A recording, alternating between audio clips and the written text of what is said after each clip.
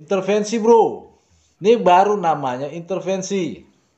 Menurut sepengetahuan kami, pengacara atau advokat adalah penegak hukum yang lebih taat hukum dan dipercayai undang-undang untuk membela siapapun itu yang berurusan dengan hukum. Karena pengacara jauh lebih mengerti hukum dari Polri. Yang mengerti hukum pasti jauh lebih taat hukum daripada yang tidak mengerti hukum. Tanya aja sedikit bro, kalau nggak percaya. Ilustrasinya begini bro, ilustrasi. Seorang advokat yang bergelar sarjana hukum atau master hukum diberikan mandat oleh negara untuk membela kliennya. Dan itu sudah jelas tertuang di dalam undang-undang. Sedangkan kepolisian hanya ditugaskan untuk mengamankan, menahan, dan memproses tersangka hingga ke meja hijau. Di luar itu jelas melanggar undang-undang. Ini dia permasalahannya bro.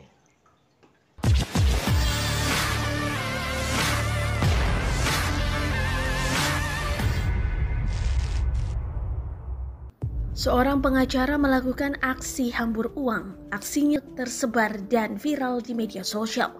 Ia diketahui merupakan seorang pengacara di Banyuwangi. Pengacara itu bernama Nanang Slamet. Dilansir dari serambinews.com, awalnya dia mendatangi Mapolsek Kota Banyuwangi pada Senin 15 November 2021. Dengan nada marah, ia menghamburkan uang sekitar 40 juta rupiah di depan kantor polisi tersebut. Video itu tersebar di sejumlah grup WhatsApp. Dalam video berdurasi 2 menit 50 detik, Nanang datang dan meneriaki nama Kanit Reskrim. Apa kurang gaji polisi dari negara?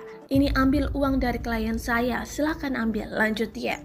Nanang membenarkan orang yang ada di video tersebut adalah dia. Uang 40 juta rupiah itu merupakan hasil pembayaran kliennya. Ia mengaku aksi tersebut dilakukan karena kekecewaannya dengan adanya oknum polisi. Mulanya, ia ditunjuk seseorang untuk menjadi kuasa hukum yang sedang terlibat masalah hukum yang ada di Polsek Banyuwangi. Seiring berjalannya waktu, ia mengaku ada oknum polisi yang diduga membujuk kliennya agar tak menggunakan jasa pengacara. Karena kesal, Nanang membawa uang 40 juta rupiah di Polsek Banyuwangi.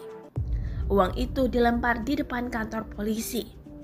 Dia mengaku tersinggung dengan perilaku oknum polisi tersebut. Saat dihubungi, Nanang mengatakan sedang di Mapolresta Banyuwangi untuk melakukan audiensi.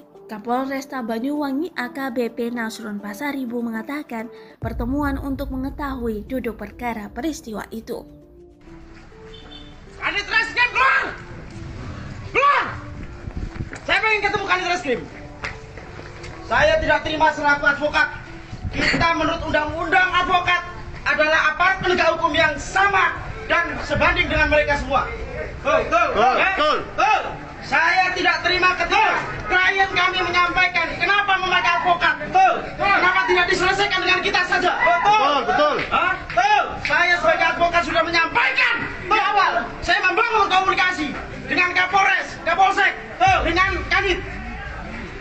Apa? Maksudnya apa? Apa maksudnya? Kami adalah advokat yang memang posisinya sama di hadapan hukum sebagai aparat penegak hukum. Betul? Terus terang ini saya sampaikan kepada halayak umum bahwa ini tidak terjadi hanya sekali dua kali. Kami sebagai pengacara seringkali klien kami diintervensi. Pak Kapolri tidak profesional. Diintervensi kami. Klien kami diintervensi. Kemudian dengan cara-cara menekan. Sehingga kami sebagai advokat diputus kuasa hukumnya. Apa kurang? Bukan. Apa kurang? Apa tuh, Pak? Gaji negara apa kurang? Ini saya terus terang mendapatkan ya kuasa hukum 40 juta rupiah.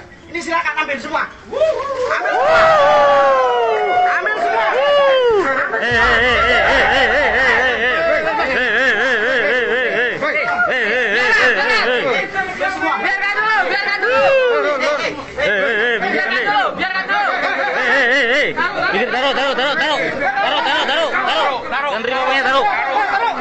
Taruh. Minggir. Kembalikan. Kembalikan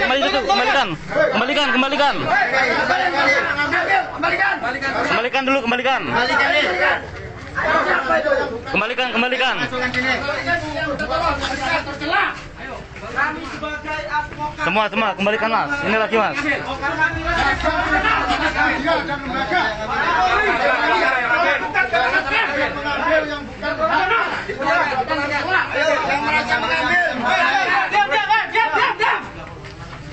Kami sebagai advokat. Kembalikan. Diam.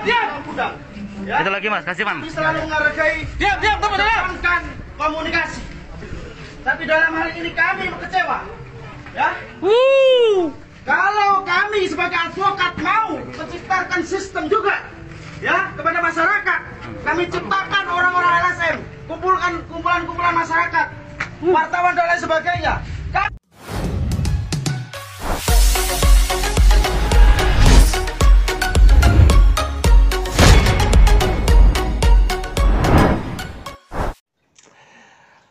Jelas sekali bahwa itu adalah sebuah intervensi dengan cara menghasut supaya tidak menggunakan jasa pengacara. Terus terang ini saya sampaikan kepada halayak umum bahwa ini tidak terjadi hanya sekali dua kali.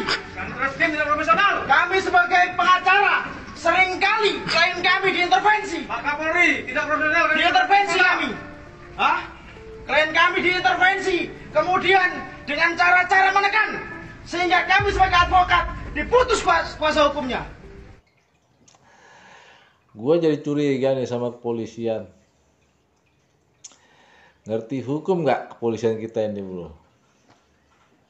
Kok berani-beraninya gitu loh melarang atau memutus mata rantai peradilan?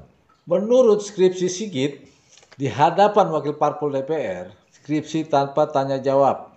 Skripsi formalitas. Jadi di situ si Sigit memaparkan program 100 hari kerja jika si Sigit menjadi Kapolri. Salah satunya adalah Mapolsek tidak lagi menangani perkara. Wow. Jadi kami menganggap fit and proper test tersebut hanyalah formalitas belaka atau sebuah dagelan. Kagak ada tanya jawab bro, masalahnya itu dia. Yang satu so paham, satu lagi bingung apa yang diomongin. Itu bro, makanya jadi istilahnya ya udahlah, penting asik-asik aja ya enggak. Yang penting kita damai ya. Atau mungkin memang seperti itu negara kita.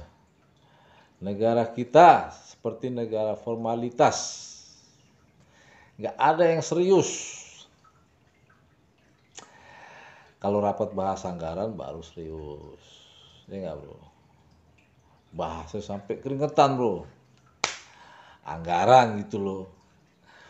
Duit semua itu bujuk, ya. Menurut hemat kami, apa yang dilakukan oleh Oknum Polri tersebut dalam kurung si Kanit sangat berbahaya dalam penegakan hukum. Menghasut supaya tidak menggunakan jasa lawyer mengindikasikan bahwa kepolisian lebih paham hukum dari lawyer. Tapi menurut penelitian kami di lapangan bro, ya, kepolisian itu tidak mengerti hukum. Menurut penelitian kami, ya. Tahu kenapa bro? Masalah rambu-rambu aja bro ya, masalah yang ringan, ya. Kagak paham. Ya, masa mau ngomongin soal hukum? Percaya nggak lu bro? Hukum itu kan lebih pelik daripada rambu-rambu. Ya, masalah yang sepele aja dia kagak paham. Masa mau ngomongin yang lebih berat? Bujuk. Hukum itu ya bro ya, menuntut rasa keadilan. Dan keadilan bisa terwujud jika adanya tanggung jawab. Nah, tahu dah, gue rasa Sigit ngerti atau kagak ya, kira-kira begitulah. Jadi kalau melihat kasus ini ada nggak tanggung jawabnya? Menghasut bro, masa nggak ada tanggung jawabnya? Sigit, kacau anak gua lu Git. Jadi maksud gue gini bro, gua itu ya, jadi gua pernah dituduh intervensi oleh oknum Polantas Gadungan. Gua dituduh calo, gua dituduh penyesat. Sadis nggak tuh bro? Ya. Menuduh sembarangan kayak PKI. Hei, gila serem PKI bro. Dan apa yang terjadi jika oknum Polri yang menuduh kita seperti itu? Tidak terjadi apa-apa bro. Tapi seandainya jika kita menuduh Polri, ya, semisalnya nih, gua menuduh Polri, ya, gua menuduh Polri institusi terkorup, atau semua anggota Polri adalah penjahat, gimana urusannya bro? Bisa gawat urusannya. Atau mungkin kalau orang-orang biasa, mampus urusannya ya, mampus. Tapi kalau mereka, set. Set.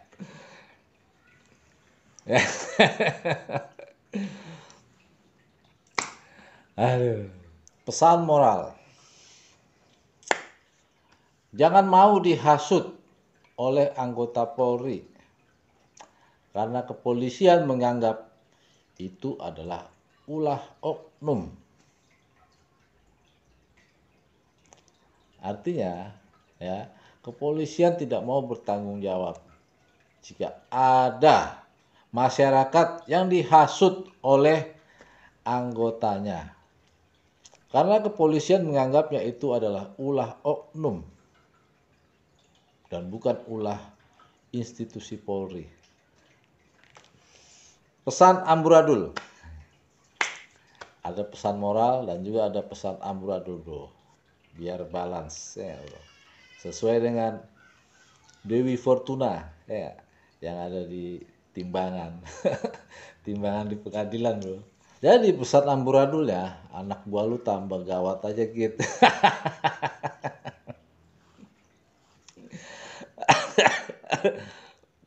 Jadi artinya benar-benar amburadul begitu ya.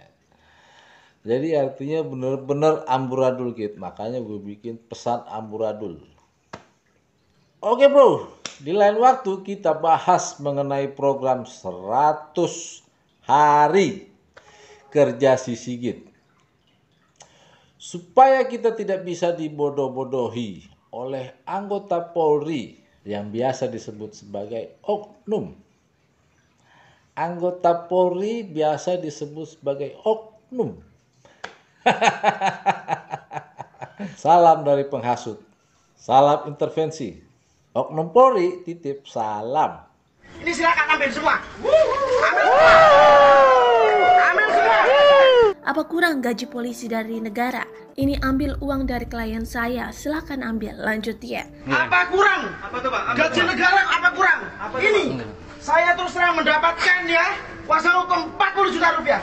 Ini silakan ambil semua. Ambil semua. Kalau kami sebagai advokat mau menciptakan sistem juga ya kepada masyarakat, kami ciptakan orang-orang LSM, kumpulan masyarakat, wartawan dan lain sebagainya.